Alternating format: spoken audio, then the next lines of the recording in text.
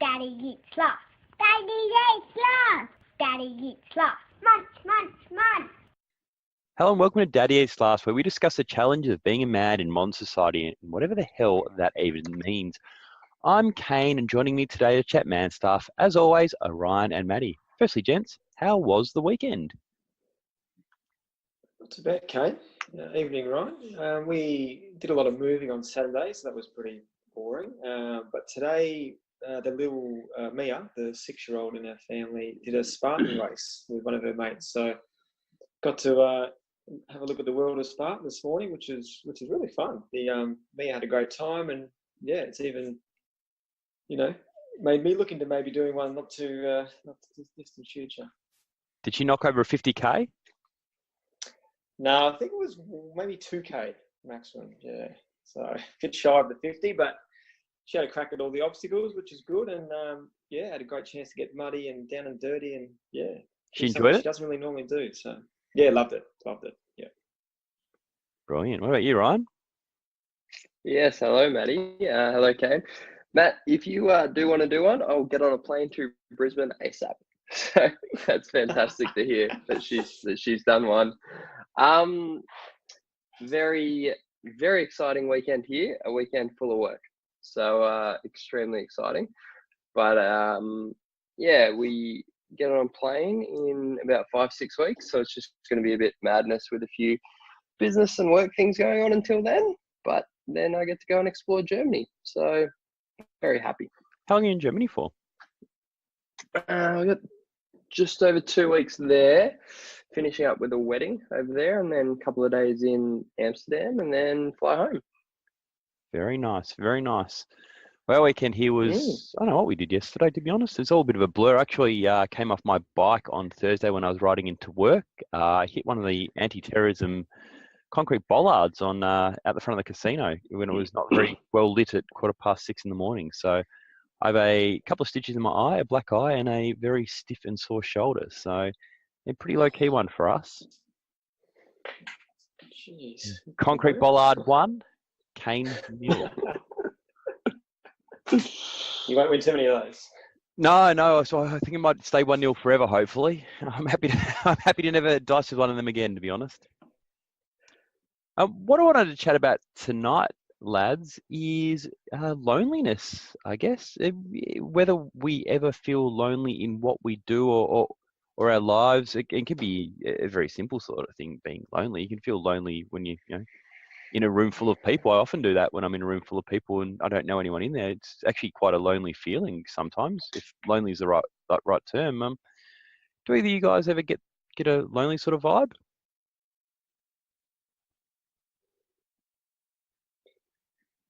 No. Yes. Never lonely. I feel lonely. I feel lonely on the podcast right now. I'm sitting there. Oh, we've left you hanging a little bit there. No, yes, definitely.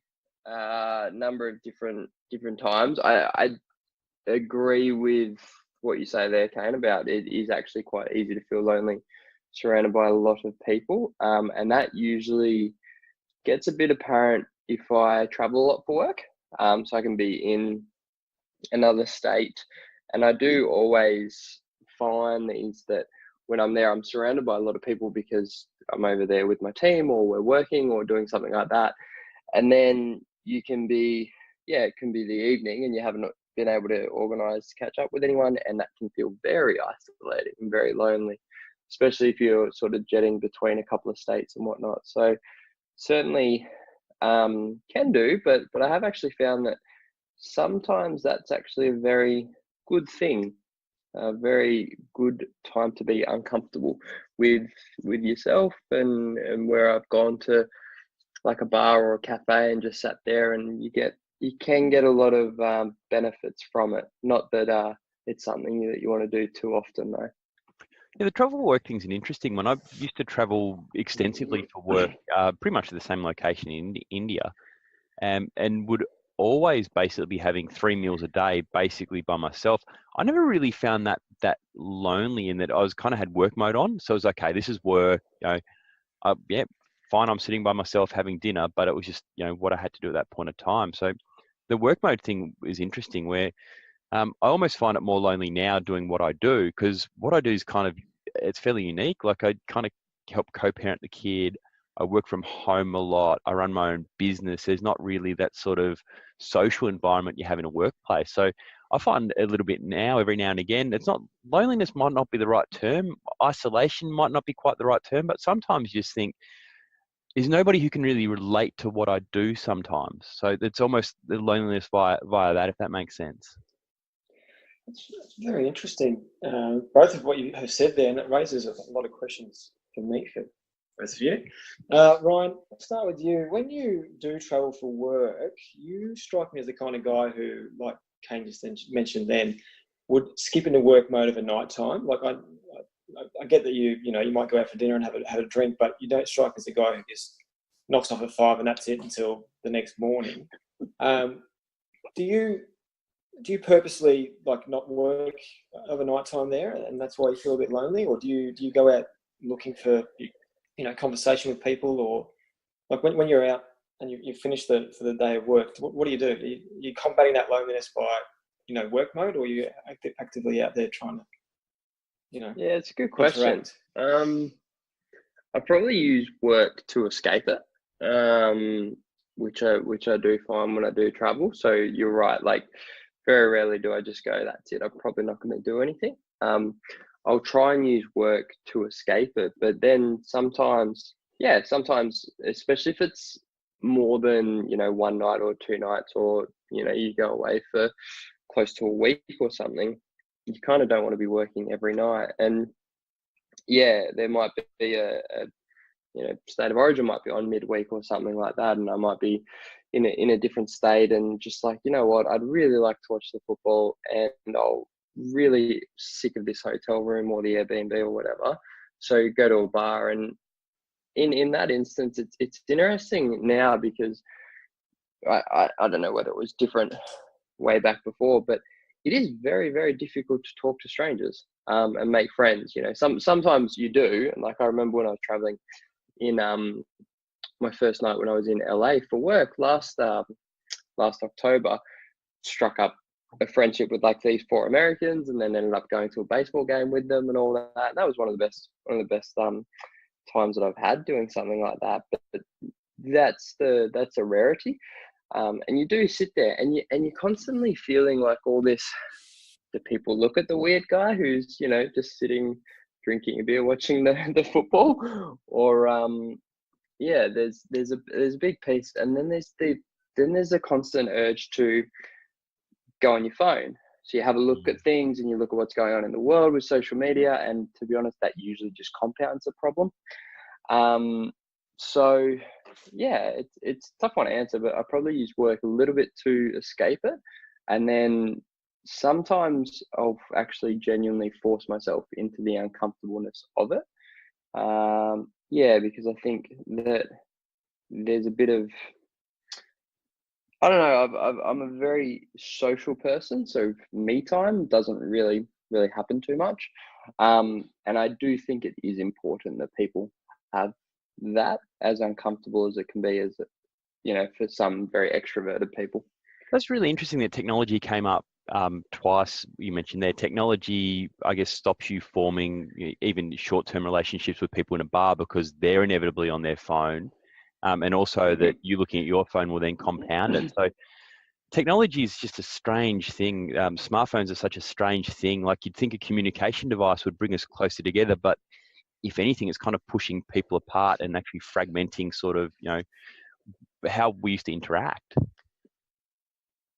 Yeah, and I mean, there's some stuff out on that, especially in today. And we're talking about guys, and guys don't talk about this kind of stuff, but a men's podcast, and what the hell does it mean to be a man in 2019 now? And there's stuff around that, especially with the millennial generation, that we are the most connected generation in history, but at the same time, we are also the most unconnected generation in history. And what that's coming from is that we're so connected to each other around the globe and on these devices, but we lack connection from just a genuine community and touch base into that, I guess, that real human connection. And that loneliness is something that and again, what you said, Kane, whether it's loneliness or isolation, or I don't know whether we're using the right word or not, but we'll use it for now.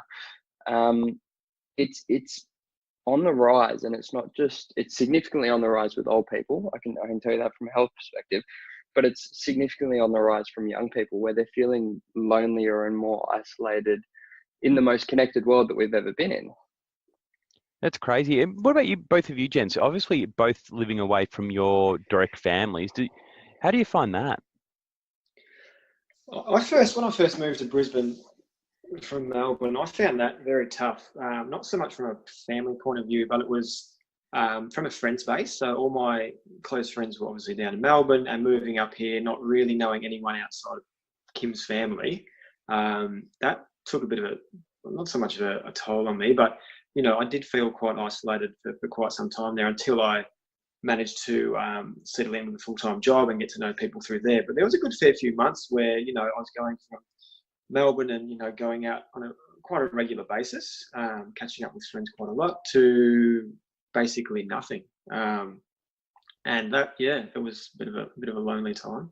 But since then, obviously, things got a little bit better. But I was having a chat to Kim today about this topic, and she was talking about as well, sometimes she's felt isolated or lonely at work. And she made an example of, she was working at a place which she thought she'd absolutely love and it was going to be the dream job, but it just, the people really made it feel a bit lonely.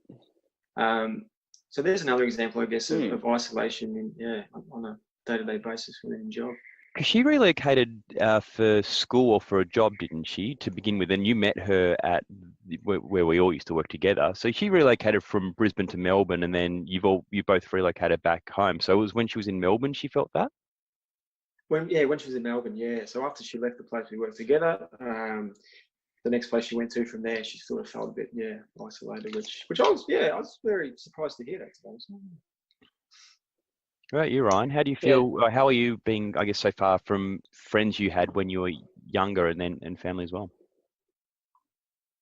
Yeah, I think it probably didn't affect me as much as what most people would think. But then I grew up in a Air Force family, so I'd lived in 5 states of Australia before, 4 or 5, I can't remember, but before I was 18. So I'd moved around a bit, and I guess it kind of gotten okay. One of the positives is that pretty much most states of Australia, I'm very fortunate to have friends in all states of Australia. But yeah, definitely when I first moved to Melbourne, I went back to Perth 3 or 4 times, and it's not a easy trip to do. So just to go back for a weekend or whatnot, to do it 3 or 4 times was driven by that, missing that thing. I certainly lobby my mum every year to move, so that's an indication of it would be good to have some more family around. She's coming over in a couple of weeks, which I got her a flight to come over for this year, which thankfully we do see each other once or twice a year on both coasts, but would love to do it a little bit more. So although one thing that I'm finding is, again, because we're in such a and it's genuinely such a good opportunity and a world that we live in right now, but it is so easy to relocate. You don't stay where you are. I have a good buddy of mine that I'm going out to for dinner this weekend because his partner just got a job up in Hamilton Island, and they're moving there in a month, which will be quite sad, but for me, obviously great for them. But yeah, when I look back and think, who did I graduate with school in Perth? My closest mates, I can tell you that one's in Perth, one's in Canberra, one's about to move to Hamilton Island, another one just moved back to Perth, another one's in Sydney. So it's an interesting thing that everybody is a bit scattered. But yeah, I definitely would love to have more family around, I guess, here. It's an interesting one you raise there about, I guess, friends from university and stuff like that, and high school. I don't really have any high school friends anymore. It's a strange one, where I was the only guy in our group, or only person in our group, who went and did business. Everyone did sort of health sciences, so they all went on to the same university. And I went to a completely different university, so starting from scratch. So kind of lost contact with people there. They didn't really make friends at university because it was very much a business campus as opposed, or was a building really, as opposed to a campus. So from sort of high school until when I started work, that was probably a time when I was more lonely and isolated because I just didn't have that sort of friendship group as such because we'd all kind of moved on to different stuff and I wasn't doing what they were doing. It's interesting you say that because I actually have some really good friends that we've stayed friends test the time through from the high school days, and I have one or two that are pretty tight from uni. But I had quite a lot of friends at uni because doing a physio course it can be an intense course, but you also get half naked with all the people that you're constantly spending time with, and you do just get absorbed in that environment. And I would have thought that I would have more of those friends than what I did with my high school friends. But much the same as what you're saying there, Kane, is that when we sort of graduated, within a year or two after that, I'd gone a different direction, and then that was sort of, it just fizzled from there. Which surprisingly, when I moved, probably compounded a bit of the lonely feeling of moving to Melbourne and all those other variables. Mm. Can we just touch back on, Kane, when you kicked things off about how, in not isolation, I guess you were mentioning about your day-to-day, you're co-parenting and you're working and you're not really socialising with too many people. Is there a way that you sort of, I guess, combat that? Because to an extent, I sort of know that feeling when I was looking after Sam for quite a long time of just, being at home, not interacting with any adults pretty much throughout the day, and not until the kids get home from school or Kim was finishing work. And that is really a lonely feeling, not talking to anyone, and I guess you get to talk with the guys you work with. But yeah, is there any other sort of ways that you combat that kind of isolation? Yeah, I try to catch up with people for lunch. So I try to go into the city, apart from when I run into concrete bollards, once a week. And at that point of time, I'll try to, at least once a week, and I'll try to have lunch once a week with somebody, so I can just talk about random stuff. And I do work out of a couple of sort of co-working spaces and other offices, so there's people around, but I don't really have relationships with them. But it's just being able to have sort of a flippant conversation about, whatever's going on, or even if they're just busy at work. So just trying to do that, because even walking around with a little fella, I'm usually the only dad who's kind of doing that during the day. So I'll go to a playground and there'll be a whole bunch of mums and their kids, and they'll interact with each other a bit, but I'm kind of like, I stick out like the sore thumb, especially now with a black eye. No one would talk to me, but especially now with a black eye. yeah, even before, I just look like a hoodlum. Even before that, like it's difficult on that basis. But yeah, I do try to have lunch with people just to have those sort of conversations, because otherwise I can go 3 or 4 days or a week without seeing anyone apart from the little fella, the better half, and then whoever I've kind of gone into shops with inevitably. So yeah, it's just trying to put some kind of structure around, okay, I'm going to be in there. Who wants to catch up? Yeah, it's a good strategy, and I don't know whether this is helpful or not.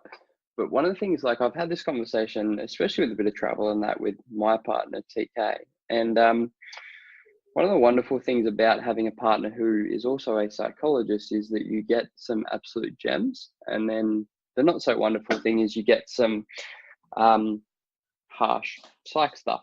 And she makes you watch maths as well for the psychology in inverted commas. Correct. She completely uses like, oh no, I just watch this for the people watching part, not the whole, reality TV trashy shit part. But I am addicted, unfortunately, on this season. Apparently somebody will glass somebody, which is pretty exciting.